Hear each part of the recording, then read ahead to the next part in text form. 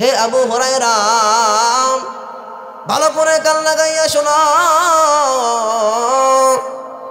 ইত্তাকিল মাহারিম, ইত্তাকিল মাহারিম তাকুন আ'বাদান নাস। আল্লাহর নবী ফরমান, হে আবু হুরায়রা, ইত্তাকিল মাহারিম, গুনাহের কাছ থেকে দূরে থাকবা, গুনাহের কাজ করবা না, জেনা ব্যভিচার করবা না, মিথ্যা কথা বলবা না, সুদ ঘুষ খাইবা না, অত্যাচার জুলুম করবা না, গুনাহের কাছ থেকে দূরে থাকবা, তাকুন আ'বাদান নাস। দেখবা তুমি সবচেয়ে বড় ইবাদতকারী হয়ে যাইবা। গুনাহ ছেড়ে দাও, মিথ্যা কথা ছেড়ে দাও, জেনা ব্যভিচার ছেড়ে দাও, গীবত শিকায়ত ছেড়ে দাও, দেখবা তুমি অনেক বড় ইবাদতকারী হয়ে যাইবা। ভাইরা আমার, ভালো করে শুনুন, আল্লাহ রাব্বুল আলামিন আমাদেরকে যে দায়িত্ব দিয়েছেন, দুইটা দায়িত্ব দিয়েছেন। প্রথমত আল্লাহ আমাদেরকে বলেছেন, নেক কাজের কথা বলেছেন, নেক কাজ করবা, ভালো কাজের আদেশ দিয়েছেন। দ্বিতীয়ত আল্লাহ রাব্বুল আলামিন আমাদেরকে খারাপ কাজ থেকে দূরে থাকার কথা বলা হয়েছে। কিছু কাজ আল্লাহ করার কথা বলেছেন, আর কিছু কাজ থেকে আমাদেরকে বিরত থাকার কথা বলেছেন। করার কথা কোন বিষয়ে বলেছেন? আল্লাহ রাব্বুল আলামিন আমাদেরকে করার কথা বলেছেন, নামাজ পড়ার কথা বলেছেন, যাকাত দেওয়ার কথা বলেছেন, হজ্জে বাইতুল্লাহ করার কথা বলেছেন, পর্দা করার কথা বলেছেন, ভালো কাজ করার কথা বলেছেন, সাদাকা খায়রাতের কথা বলেছেন, সত্য কথা বলার কথা বলেছেন, ভালো কাজগুলো করার কথা বলেছেন। আর নিষেধ করেছেন কোন কাজগুলো থেকে? আল্লাহ রাব্বুল আলামিন গুনাহের কাজ থেকে বারণ করেছেন, জিনা থেকে বারণ করেছেন, সুদ থেকে বারণ করেছেন, বেপরদগি থেকে বারণ করেছেন, মিথ্যা কথা থেকে আল্লাহ বারণ করেছেন। এই হাদিসের মধ্যে আল্লাহর নবী সরকারে দু আলম নবী আমাদেরকে এই হাদিসের মধ্যে বেশি জোর দিয়েছেন। গুনাহ বারণ, গুনাহ থেকে বেঁচে থাকার কথা বলেছেন, জোর দিয়ে বলেছেন ভালো কাজের তুলনায় গুনাহ থেকে বিরত থাকার কথা জোর দিয়ে বলেছেন। একথা বুঝাইতেছেন, রে বান্দা, নেক কাজ যেমন তুমি করো না কেন, ভালো কাজ তুমি যে পরিমাণ করো না কেন, সাবধান সাবধান, গুনাহ করবা না, গুনাহের রাস্তায় যাইবা না। মুহাদ্দিসিনে কেরাম এই হাদিসের ব্যাখ্যায় বলেন, আল্লাহর নবী সাল্লাল্লাহু আলাইহি ওয়াসাল্লাম এই হাদিসের মধ্যে গুনাহের কাজ থেকে বিরত থাকার ব্যাপারে আল্লাহর নবী জোর দিয়েছেন। কেন জোর দিয়েছেন? এই জন্য আল্লাহর নবী গুনাহের কাজ থেকে বিরত থাকার কথাটা জোর দিয়ে বলেছেন। ভালো করে কান লাগাইয়া শুনুন আমার যুবক ভাইয়েরা, পর্দার আড়ালে অবস্থানরত শ্রদ্ধেয়া সম্মানিত মা ও বোনেরা, ভালো করে কান লাগাইয়া শুনুন। আমরা নামাজ পড়ি, রোজা রাখি, যাকাত দেই, হজ্জ বাইতুল্লাহ করি, এই ভালো কাজগুলোকে আমরা ইবাদত মনে করি, নামাজকে ইবাদত মনে করি, যাকাতকে ইবাদত মনে করি, কুরবানিকে ইবাদত মনে করি। নামাজও পড়তেছি, গুনার কাজ করতেছি, নামাজও পড়তেছি, আবার জিনা করতেছি, নামাজও পড়লাম, আবার মিথ্যা কথা বললাম, নামাজও পড়লাম, মানুষের গীবত শিকায়ত করলাম। বোঝা গেল আমরা গীবত থেকে বেঁচে থাকা, গুনাহের কাজ থেকে বেঁচে থাকা, এটাকে আমরা ইবাদত মনে করি না। নামাজকে ইবাদত মনে করি, যাকাতকে ইবাদত মনে করি, গুনাহের কাছ থেকে বেঁচে থাকা আমরা ইবাদত মনে করি না। এই জন্য সরকারে দু আলম নবী গুনাহ ছেড়ে দেওয়ার বিষয়ে জোর দিয়ে বলেছেন, হে উম্মত, আল্লাহর বান্দা আবু হুরায়রা গুনাহ ছেড়ে দিবা, ইত্তাকিল মাহারিমা, হারাম কাজ থেকে দূরে থাকবা, তাকুন আবাদান নাস, দুনিয়ার সবচেয়ে বড় আবেদ হয়ে যাইবা, ইবাদতকারী হয়ে যাইবা। আল্লাহর ইবাদতে মন বসবে, ইবাদত করতে ভালো লাগবে, গুনাহ করতে মন চাইবে না। গুনাহ ছেড়ে দাও, গুনার কাজ করবা না, ইবাদতকারী হয়ে যাইবা। أما بعد فأعوذ بالله من الشيطان الرجيم. بسم الله الرحمن الرحيم. وذكر فإن الذكرى تنفع المؤمنين. وعن أبي هريرة رضي الله تعالى عنه قال: قال النبي صلى الله عليه وسلم: من يأخذ عني هذه الكلمات فيعمل بهن أو يعلم من يعمل بهن قلت أنا يا رسول الله. فأخذ بيدي فعد 5 فقال: اتق المحارم تكن أعبد الناس، وارض بما قسم الله لك تكن أغنى الناس، وأحسن إلى جارك تكن مؤمنا، وأحب للناس ما تحب لنفسك تكن مسلما، ولا تكثر الضحك فإن كثرة الضحك تميت القلب، أو كما قال عليه الصلاة والسلام.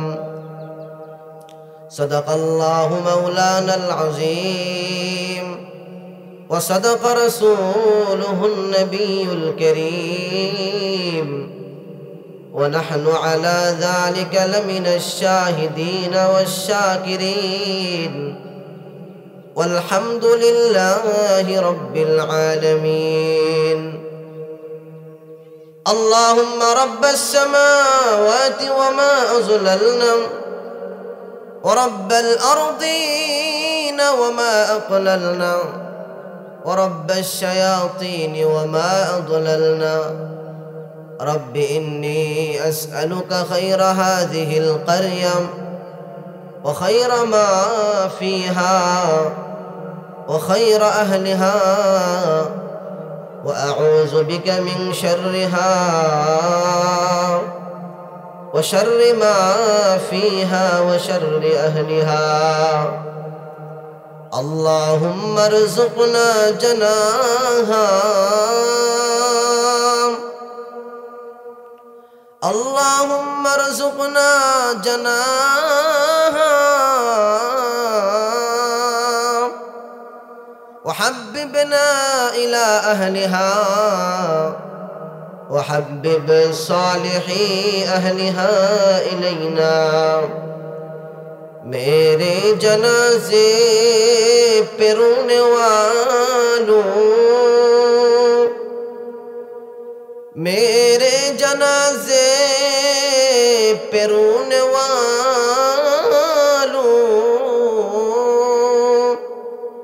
फ़रेब में हूँ बगूर देखो, मरा नहीं है गमे नबी में, लिबासे हस्ती बदल गया है। बलगल उला बिकमालिही كشف الدجى بجماله حسنت جميع خصاله صلوا عليه وآله لا إله إلا الله لا إله إلا الله لا إله إلا الله لا إله إلا الله لا إله إلا الله لا إله إلا الله لا إله إلا الله لا إله إلا الله محمد رسول الله صلى الله عليه وسلم الحمد لله পান্তশালা মুর্শিদাবাদ ইসলামপুর রংপুর আব্দুল্লাহ চর সহ সকল কবরবাসীর রূহের মাগফিরাত কামনায় হযরতে ফাতেমাতুজ জাহরা রাদিয়াল্লাহু তাআলা আনহুর মহিলা মাদ্রাসা নুরানি ট্রেডিং সেন্টার উপলক্ষে আজকের ঐতিহাসিক ইসলামী মহাসম্মেলনের সম্মানিত সভাপতি মুআজ্জাজ মুকাররম উলামায়ে কেরাম, সামনে উপস্থিত মুরব্বী বাবারা, যুবক ভাইয়েরা, পর্দার আড়ালে অবস্থানরত অত্যন্ত শ্রদ্ধেয়া সম্মানিত মা ও বোনেরা, আল্লাহ রব্বুল ইজ্জা ওয়াল জালালের দরবারে অসংখ্য শুকরিয়া আদায় করছি যে আল্লাহ রব্বুল আলামিন আমাদেরকে মহব্বত করে ভালোবেসে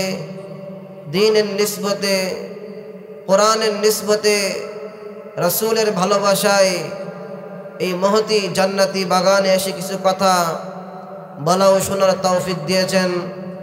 এজন্য আমরা সকলে মহব্বতে বলি আলহামদুলিল্লাহ। আল্লাহ রব্বুল আলামিন আমাদের প্রতি ইহসান করেছেন বিদায়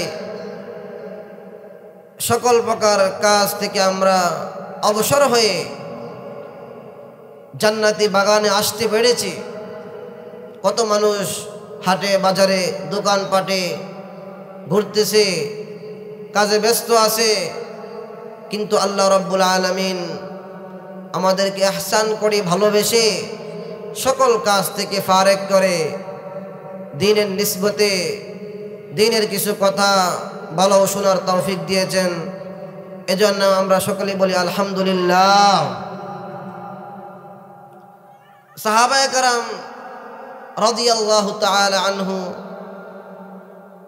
ওনারা নবীজি সাল্লাল্লাহু আলাইহি ওয়াসাল্লামের কাছ থেকে চেয়ে চেয়ে নসিহত শুনতেন। সাহাবায়ে কেরামের শান তো এরকম ছিল, নিজের আগ্রহ প্রকাশ করে রাসূলের কাছ থেকে বিভিন্ন উপদেশ গ্রহণ করতেন এবং রাসূলুল্লাহ সাল্লাল্লাহু আলাইহি ওয়াসাল্লাম নিজেও সাহাবায়ে কেরামকে ডেকে ডেকে নসিহত করতেন। সেইভাবে রাসূলুল্লাহ সাল্লাল্লাহু আলাইহি ওয়াসাল্লাম একদিন সাহাবায়ে কেরামের মজমায় বলতেছেন, হে আমার সাহাবায়ে কেরাম, মান ইয়াখুযু আন্নী হাযিহিল কালিমাত ফায়ামালু বিহিন্না আও ইউআল্লিম মান ইয়ামালু বিহিন্না। সাহাবায়ে কেরামকে একদিন লক্ষ্য করে বলতেছে, আমার সাহাবায়ে কেরাম শোনো, তোমাদের মধ্যে কে এমন আছে যে আমি আমার 5টা নসিহতের কথা শুনবে, শুনে নিজে আমল করবে, অথবা অন্যকে আমল করতে শিখাবে? এমন কেউ আছে? সাহাবায়ে কেরামের শান ও মান এরকম ছিল। সাহাবায়ে কেরাম আমাদের মতো ছিলেন না, ওনাদের শান ও মান ছিল সকল প্রকার দ্বীনি কাজের মধ্যে আগ্রহ দেখাইতেন। সাহাবায়ে কেরামের সকলেরই আগ্রহ ছিল দ্বীনের কথা শোনার জন্যে। এই মজমার মধ্যে হযরতে আবু হুরায়রা রাদিয়াল্লাহু তাআলা আনহু সামনে এগিয়ে গেলেন, সামনে বেড়ে গেলেন, বেড়ে বলতে লাগলো, ইয়া রাসূলুল্লাহ, ইয়া হাবিবাল্লাহ, নবী গো। কুলতু আনা ইয়া রাসূলুল্লাহ, আপনি কি এমন 5টি নসিহতের কথা বলবেন, এমন 5টি উপদেশ দিবেন, কি এমন গুরুত্ব উপদেশ, আমি আবু হুরায়রা আপনার কথাগুলো মনোযোগ সহকারে শুনব, আগ্রহী হয়ে আমি শুনব। হযরতে আবু হুরায়রা রাদিয়াল্লাহু তাআলা আনহু এভাবে সামনে বেড়ে গেলেন, বেড়ে গিয়ে বললেন, ইয়া রাসূলুল্লাহ, আপনার নসিহত আমি মনোযোগ সহকারে শুনব। আবু হুরায়রা সাধারণ কোনো সাহাবী ছিলেন না। কেমন সাহাবী শুনেন।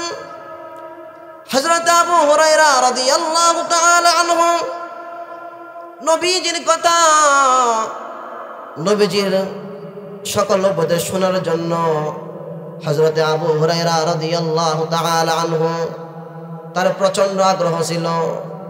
নবীজি কখন কি বলতেছেন, নবীজি কখন কি বলবেন, কোন হাদিস বলবেন, হযরত আবু হুরায়রা রাদিয়াল্লাহু তাআলা আনহু সদা সর্বদা নবীর কথা শুনতে আগ্রহী ছিলেন। আর নিয়ম হলো, যার যত আগ্রহ বেশি হইবে এই কথাগুলো তার মনের মধ্যে বেশি গেঁথে যাবে, তার জেহনের মধ্যে কথাগুলো খুব দ্রুত মুখস্থ হয়ে যাবে। এই জন্য হয়, কারণ তার মনোযোগ আছে, আগ্রহ আছে। এই জন্য বলা হয় হযরত আবু হুরায়রা রাদিয়াল্লাহু তাআলা আনহু নবীর সাহাবীদের মধ্যে সবচেয়ে বেশি হাদিস বর্ণনা করেছেন। সুবহানাল্লাহ। আবু হুরায়রা সাধারণ কোনো সাহাবী না। রাসূলুল্লাহ সাল্লাল্লাহু আলাইহি ওয়াসাল্লাম থেকে যে সকল সাহাবায়ে কেরাম হাদিস রওয়ায়াত করেছেন, এর মধ্যে সবচেয়ে বেশি হাদিস রওয়ায়াত করেছেন হযরত আবু হুরায়রা রাদিয়াল্লাহু তাআলা আনহু। আবু হুরায়রা রাদিয়াল্লাহু তাআলা আনহু নিজেই বলেন, মানুষে বলে আমি নাকি বেশি হাদিস রওয়ায়াত করছি, বেশি হাদিস বর্ণনা করেছি, কেনই বা বর্ণনা করব না?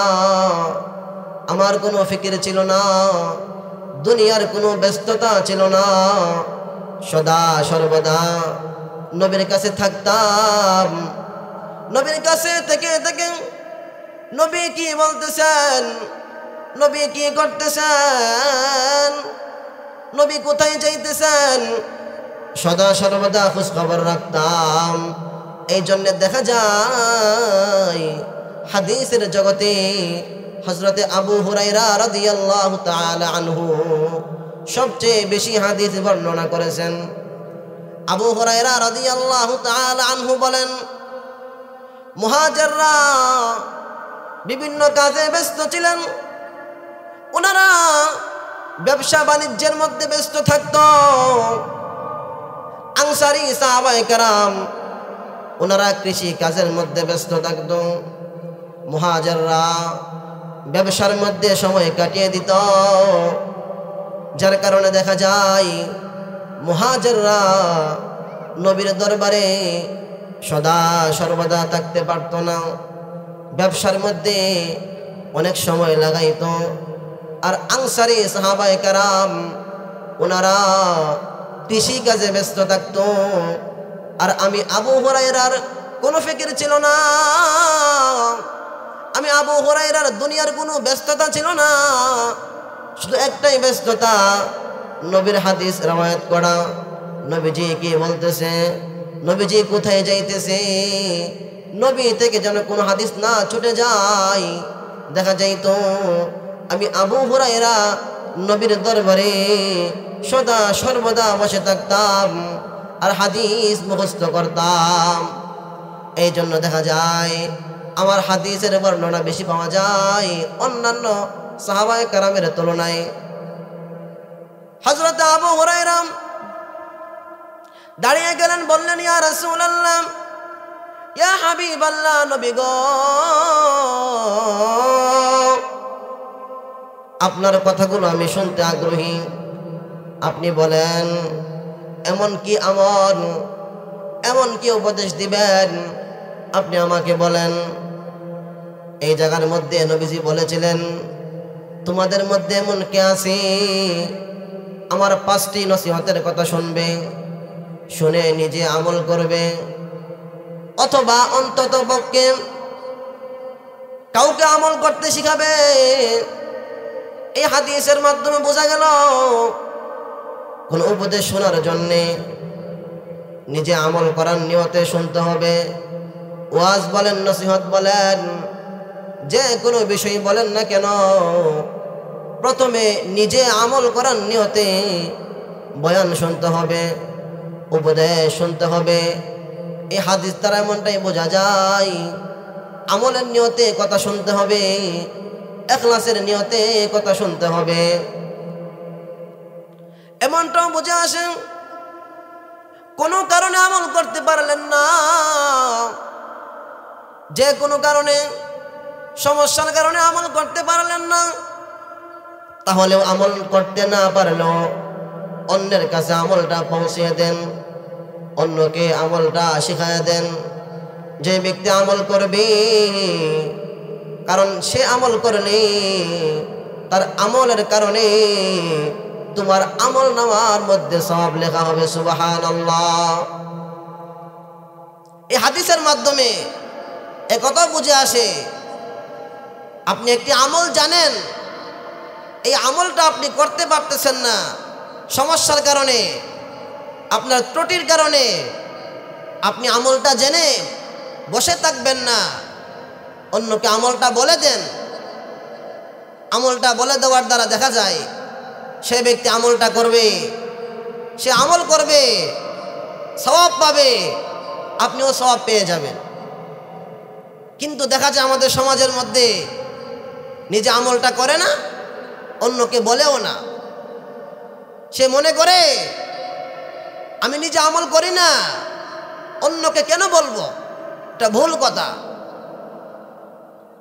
নিজে করতে না পারলে, কোনো সমস্যার কারণে করতে না পারলে আমলটা নিয়ে বসে থাকবেন না,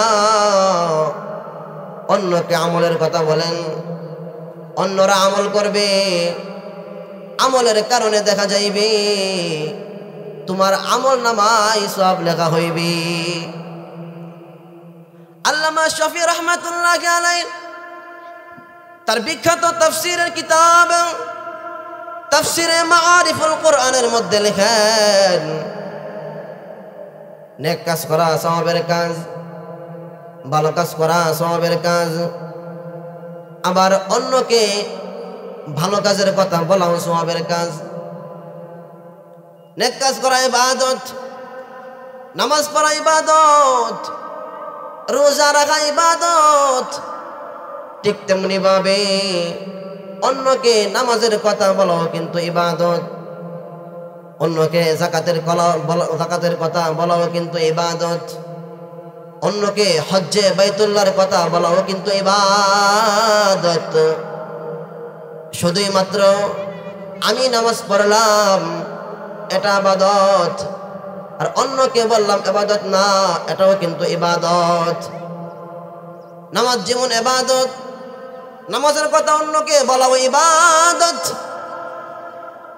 আপনি একটি ভালো কাজ করতে পারলেন না, ভালো কাজ নেক কাজ করতে পারলেন না, আপনার কাছ থেকে নেক কাজ ছুটে গেল, আপনার আমল নামায় সওয়াব লেখা হইল না। কিন্তু আপনি অন্যকে বললেন না, দেখা যাইতেছে অন্যকে না বলার কারণে আপনার আমল নামায় আর কোনো সওয়াব লেখা হইবে না। কিন্তু আপনি এই ফজিলতের কাজটা, নেক কাজটা নিজে না করতে পারলেও অন্যকে বললে কিন্তু আপনার আমল নামায় নেক লেখা হইতো। জালিলুল কদর সাহাবী হযরত আলী রাদিয়াল্লাহু তাআলা আনহু বলেন, শয়তান মানুষের মগজে ঢুকে গেছে,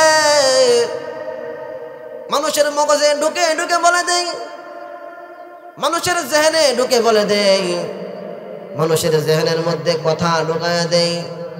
কি ঢুকায় দেয়? আমাদের মনের মধ্যে ঢুকায় দেয়।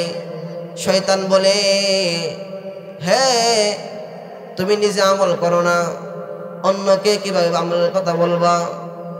নিজে নামাজ পড়ো না, অন্যকে কিভাবে নামাজের কথা বলবা? নিজে যাকাত দাও না, অন্যকে যাকাতের কথা বলবা কিভাবে? নিজে পর্দা করো না, অন্যকে পর্দার কথা বলবা কিভাবে? নিজে সত্য কথা বলতে পারো না, অন্যকে সত্যের কথা বলার উপদেশ দিবা কিভাবে? শয়তান মানুষকে এভাবে ধোঁকা দেয়, যার কারণে দেখা যায় মানুষ অনেকগুলো নেক কাজ করতে পারে না, অনেকগুলো ভালো কাজ করতে পারে না, অন্যের কাছে দাওয়াত পৌঁছাইতে পারে না, অন্যের কাছে দ্বীনের কথা বলতে পারে না, শয়তানের ধোঁকায় পড়ে সে ভালো কাজ করতে পারে না। হাদিসের মধ্যে আসছে, মুরু বিল মারুফ,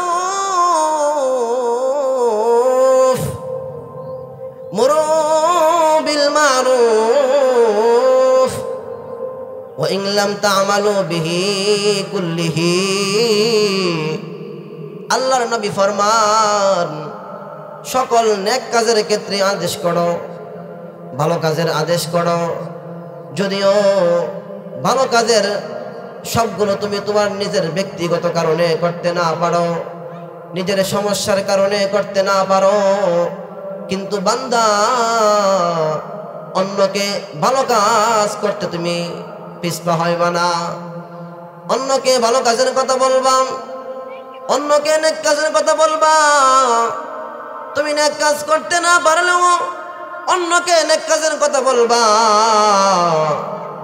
আর তুমি খারাপ কাজ থেকে বিরত থাকতে না পারলেও অন্যকে খারাপ কাজ থেকে বিরত রাখবা। এর মানে এই না খারাপ কাজ করা যাবে না, খারাপ কাজ করা যাবে না। এর মানে এই না নিজে আমল করবেন না, এরকম না। নিজেও আমল করবেন, অন্যকে বলবেন।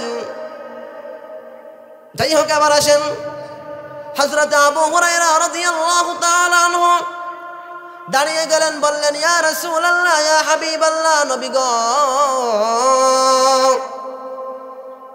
এমন 5টি নসিহত কি আমি শুনতে আগ্রহী। আমাদের সমাজে কিছু মানুষ পাওয়া যায় তাহাজ্জুদ নামাজ পড়তেছে, সারাদিন রোজা রাখতেছে, সারা বছর রোজা রাখে, যাকাতের কোনো কমতি নাই, কুরবানির কোনো কমতি নাই, পর্দার কোনো কমতি নাই, কিন্তু দেখা যায় গুনাহ থেকে সে বাঁচে না। অপরপক্ষ আরেকজন লোক দেখা যায় তাহাজ্জুদ নামাজ পড়ে না, বেশি বেশি নফল নামাজ পড়ে না, নফল সাদাকা খায়রাত করে না, শুধুই মাত্র সে ফরজ ওয়াজিব কাজগুলো করে, ফরজের বাইরে কোনো কাজ করে না, কিন্তু গুনাহের কোনো কাজ করে না, গুনাহ থেকে বেঁচে থাকে। উলামায়ে কেরাম বলেন, যে ব্যক্তি ফরজ ওয়াজিব কাজগুলো করে গুনাহের কাজ থেকে বেঁচে থাকবে, ওই ব্যক্তি সবচেয়ে উত্তম ওই ব্যক্তি থেকে যে ব্যক্তি আমল করতেছে, নফল আমল করতেছে, তাহাজ্জুদ পড়তেছে, নফল রোজা রাখতেছে, ওই ব্যক্তি থেকে ওই ব্যক্তি উত্তম। এই জন্য গুনাহ ছাড়তে হবে। গুনাহ ছাড়লে আপনি অনেক বড় ইবাদতকারী হয়ে যাইবেন, আল্লাহর ওলি হয়ে যাইবেন। রাসূলুল্লাহ সাল্লাল্লাহু আলাইহি ওয়াসাল্লাম হযরত আবু হুরায়রা রাদিয়াল্লাহু তাআলা আনহুকে আরেকটা নসিহত করতেছে, ওয়ারদা বিমা কাসামাল্লাহু লাক তাকুন আগনান নাস। ওয়ারদা, এটা দুনিয়ার কোনো সাধারণ কোনো বিষয় না। এই কলব এমন একটা বিষয় যে কলব দেখা যায় না। এই কলবকে জিন্দা রাখার কথা বলেছেন, এই কলবকে পরিষ্কার রাখার কথা বলেছেন। এই কলবকে জিন্দা রাখতে হবে, এই কলবকে পরিষ্কার রাখতে হবে, কলবকে মরতে দেওয়া যাবে না। আল্লাহর নবী সরকারে দু আলম নবী ফর্মুলা বলে দিয়েছেন। কি ফর্মুলা বলে দিয়েছেন? হে আবু হুরায়রা শুনো, বেশি বেশি হাসি তামাশা করবা না। হাসি তামাশা করলে কলব মরে যাবে। এই কলবে জিকিরে ঢুকবে না, এই কলবে নামাজ ঢুকবে না, এই কলবে রোজা ঢুকবে না।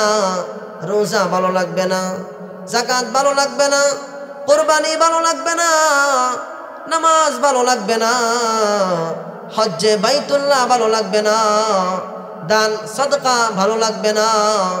এই জন্যে আল্লাহর নবী ফরমান বেশি হাসাহাসি করবা না। আর আয়াতের মধ্যে আল্লাহ রাব্বুল আলামিন জানিয়ে দিয়েছেন, ফালইয়াদহাকু কালীলান ওয়ালইয়াবকু কাসীরা। আল্লাহর নবী ফরমান আল্লাহ ফরমান ফালইয়াদহাকু কালীলান ওয়ালইয়াবকু কাসীরা। এ দুনিয়ার মানুষ ভালো করে শোনো, বেশি বেশি কান্না করবা, কবরকে মনে করবা, আখিরাতকে মনে করবা, আখিরাতের জীবনের কথা স্মরণ রাখবা। বেশি হাসি তামাশা করবা না, আখিরাতকে মনে রেখে বেশি বেশি কান্নাকাটি করবা। আখিরাতকে মনে করে আল্লাহর কথা স্মরণ করে করে বেশি বেশি জিকির করবা, কান্নাকাটি করবা, হাসি তামাশা করবা না। কারণ হাসি তামাশার মাধ্যমে কলব মরে যায়, আর কলব মরে গেলে এই কলবের মধ্যে দিন ঢুকবে না, এই কলবের মধ্যে ভালো কাজ ঢুকবে না। রাসূলুল্লাহ সাল্লাল্লাহু আলাইহি ওয়াসাল্লাম সব সময় আখিরাতের কথা স্মরণ করতেন। দেখা যাইত নবীজি খুব কমই হাসি তামাশা করতেন, আর যখনই হাসি তামাশা করতেন লা ইয়াদহাকু ইল্লা তাবাসসুমা। আল্লাহর নবী কম হাসি তামাশা করতেন, আর যখনই কোনো হাসতেন, যখনই হাসি দিতেন, তখনই মুচকি হাসি দিতেন। রাসূলুল্লাহ সাল্লাল্লাহু আলাইহি ওয়াসাল্লাম আখিরাতকে স্মরণ করতেন সব সময়। এই জন্যে দেখা যাইত নবীজি হাসাহাসি কম করত, এবং আখিরাতের কথা মনে করে নবীজি কান্নাকাটি করতেন। দুনিয়ার এই সুখ বিলাসিতার দিকে নবী তাকাতেন না, এবং আখিরাতকে স্মরণ করে নবীজি কান্নাকাটি করতেন, কবরকে মনে করে নবীজি কান্নাকাটি করতেন। এই জন্য দেখা যাইত নবীজি কখন অট্ট হাসি খুব কমই হাসতেন। এই জন্য আমরা এই নবীর কথা মতে আমাদের কলবকে জিন্দা রেখে আল্লাহকে স্মরণ করে আল্লাহর জিকির করে আমরা সব সময় আমরা হাসি তামাশা কম করব, আল্লাহকে স্মরণ করব। আল্লাহ পাক রব্বুল আলামিন আমাদের সবাইকে নবীর কথা মতে জীবনযাপন করার তৌফিক দান করুক। হযরতে আবু হুরায়রা রাদিয়াল্লাহু তাআলা আনহুকে যে নসিহত করেছেন রাসূলুল্লাহ সাল্লাল্লাহু আলাইহি ওয়াসাল্লাম, প্রথম যে নসিহত, হে আবু হুরায়রা গুনাহ ছেড়ে দিবা, তাহলে বড় আবেদ হয়ে যাইবা। এরপরের নসিহত হযরত আবু হুরায়রা রাদিয়াল্লাহু তাআলা আনহুকে নবীজি করেছিলেন, হে আবু হুরায়রা ভালো করে শুনো, মানুষের জন্য ভালো কিছু এমন মনে করবা, এমন জিনিস ভালো মনে করবা যা তোমরা নিজের জন্য ভালো মনে করো। নবীজি আরো নসিহত করেছিলেন, হে আবু হুরায়রা যারা পাড়া পড়োশি আছে সবার সঙ্গে ভালো আচরণ করবা, সৎভাবে চলবা, কষ্ট দিবা না। নবীজি আবু হুরায়রা রাদিয়াল্লাহু তাআলা আনহুকে আরো নসিহত করেছিলেন, হে আবু হুরায়রা তুমি কম হাসবা, বেশি বেশি কান্নাকাটি করবা, আখিরাতকে স্মরণ করবা। আল্লাহ পাক রব্বুল আলামিন আমাদের সবাইকে আখিরাতকে স্মরণ করে এবং নবীজি সাল্লাল্লাহু আলাইহি ওয়াসাল্লাম যেই নসিহতগুলো করেছেন এগুলোর উপর আমল করার তৌফিক দান করুক। ওয়া আখির দাওয়ানা আলহামদুলিল্লাহি রাব্বিল আলামিন। আসসালামু আলাইকুম ওয়া রাহমাতুল্লাহ।